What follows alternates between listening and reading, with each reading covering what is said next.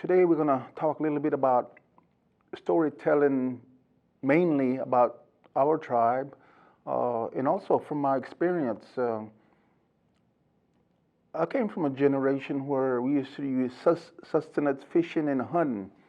So whenever we were in the woods, the men would tell us stories about things like how thunder and lightning was created, maybe.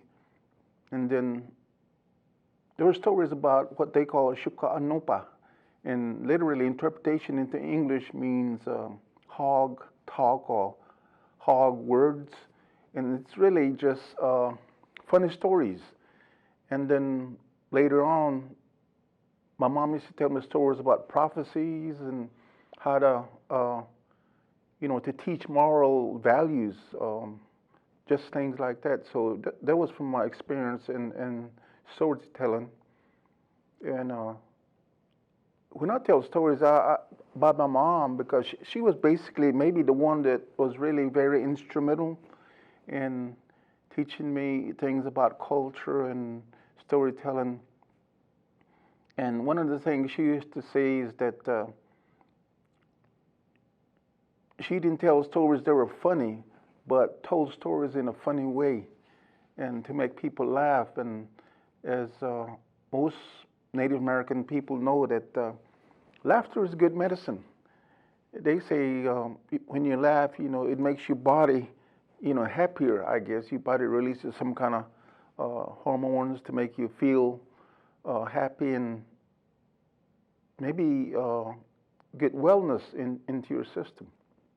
One of the things, and my dad was basically, there was a young man, actually he was a real person. His name was Jim Dixon. And he used to tell stories in a, exaggeration ways, tall tales.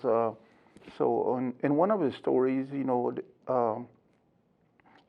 in the 1950s, 1940s, hoboing.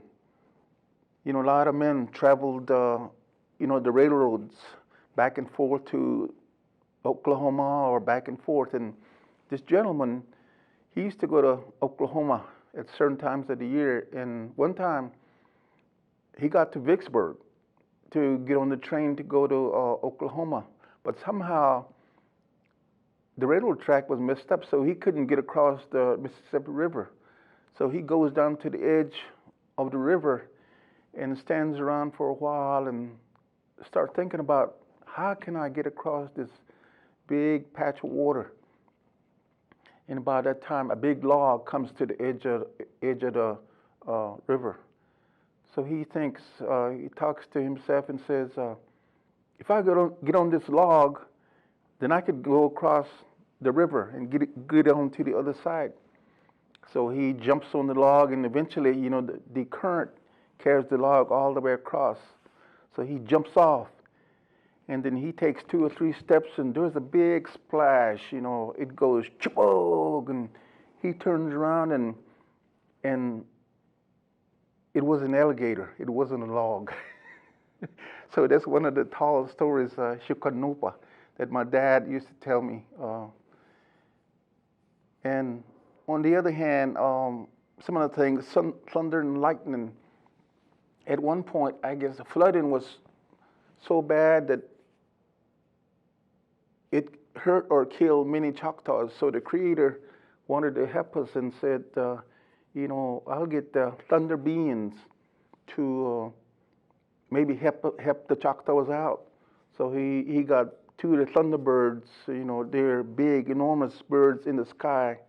Can you help us out in some way where the Choctaws, you know, will get some kind of warning when a flood is coming or bad weather is coming? So, you know, the Creator talked to the thunderbirds, and the female said, you know, I will make sound in the sky, in the clouds, where it will produce big sounds, and it will warn the Choctaws to heed the weather, that bad weather is coming. And then the male thunderbird said, you know, I will be the one, because I'm the male, I will have the stronger power, and I will send lightning to strike a tree or something nearby and warn the Choctaw people that, you know, bad weather is coming. So this is the way our people got thunder and lightning.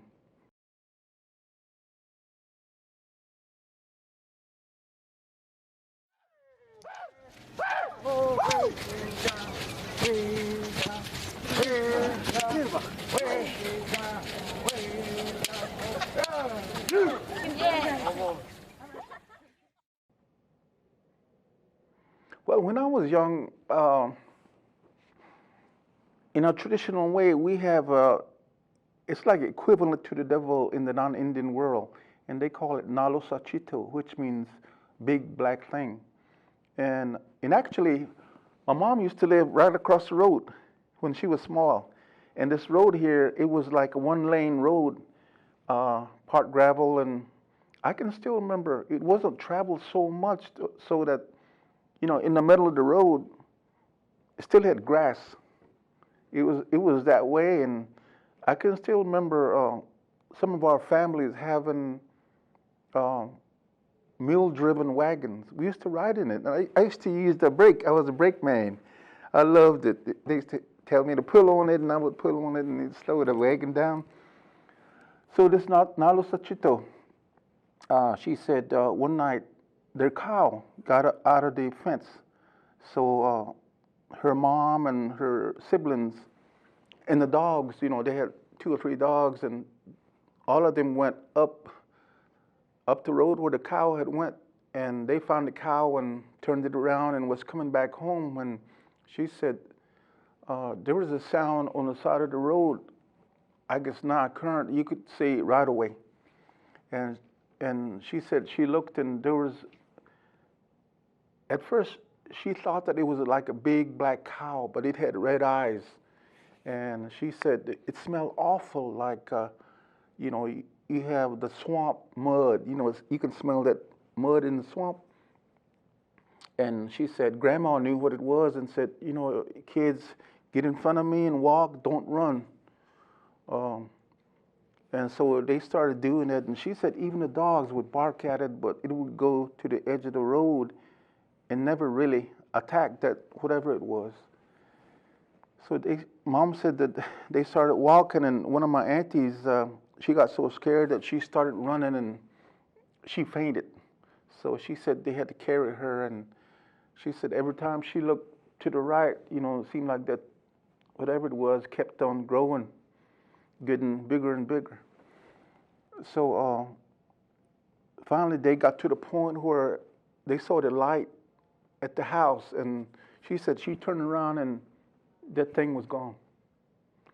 So that's still, even now, every now and then, somebody will report seeing Nalo Sachito out in the community, every now and then.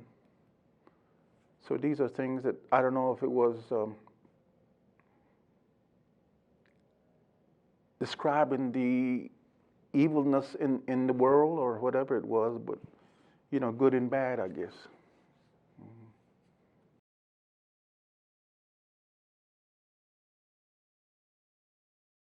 In the first week of July, or maybe second week, we have our celebration called Choctaw Indian Fair. But from oral tradition and written tradition, they say it was our green corn ceremony. This was a ceremony in which we would purify our bodies, and it would also be known as the New Year's, start of the New Year's. And at that time, we would eat the first harvest of the corn.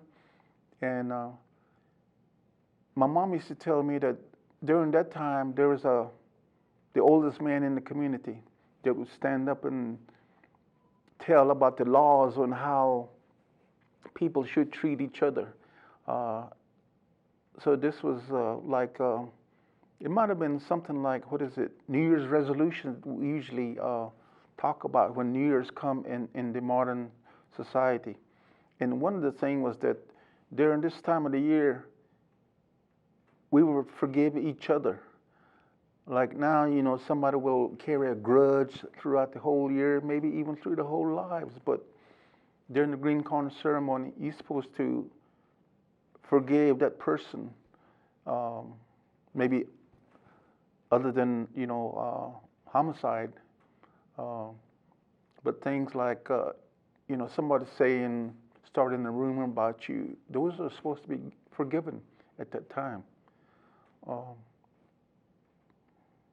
And then there were dances, stickball games,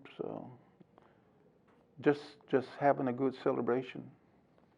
Well, I think one of the things is that this will be good for everybody. This basically came from my dad. He used to say that in Hichali, Nuktata,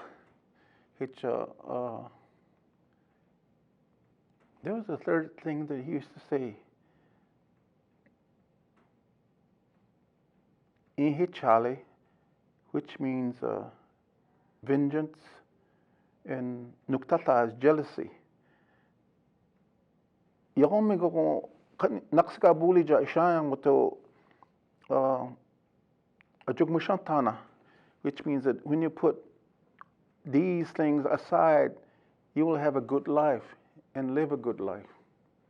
So, you know, that would be, I think, good advice for everybody.